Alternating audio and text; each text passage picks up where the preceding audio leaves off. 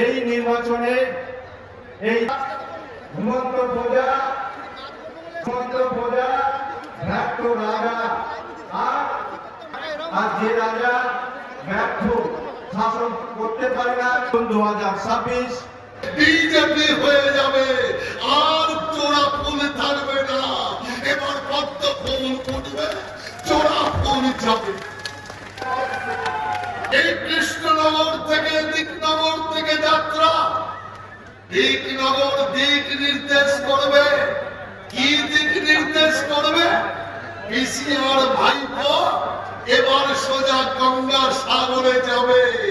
রাম নাম করতে দেব না, রাম নাম চলবে না। নাকি বাংলায় শুধু আল্লাহ নাম চলবে?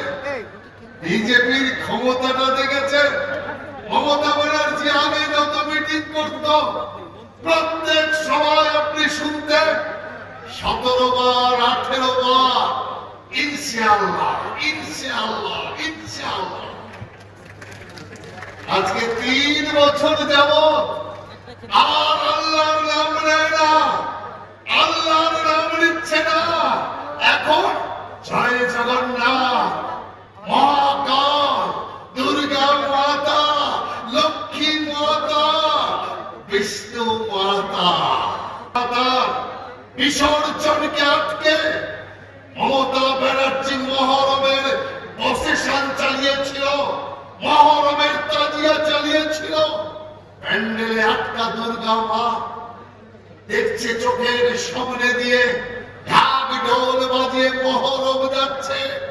দুর্গা মা কার্তিক গণেশকে জিজ্ঞাসা করছে, হে কার্তিক গণেশ, একবার বাইরে গিয়ে খোঁজ নিয়ে আয়, আমরা ভুল করে পশ্চিম বাংলার বদলে বাংলাদেশে চলে আসিনি তো?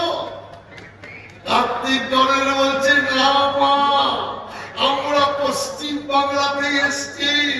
এখন পশ্চিম বাংলা মমতা বেগমের রাজত্বে চলছে। দুর্গা মাকে প্যান্ডেলে বন্দি রেখেছিল, মহরম চালিয়েছিল।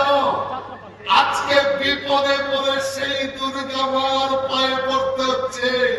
হে মুসলমান ভাই, দেখুন আপনাদের প্রিয় মমতাকে, দেখুন প্রিয় মমতা বেগমকে, যে 24 ঘন্টায় 3 ঘন্টা আল্লাহ আল্লাহ করত, আজ 4 বছর ধরে আল্লাহর নামটা পর্যন্ত নেয়নি।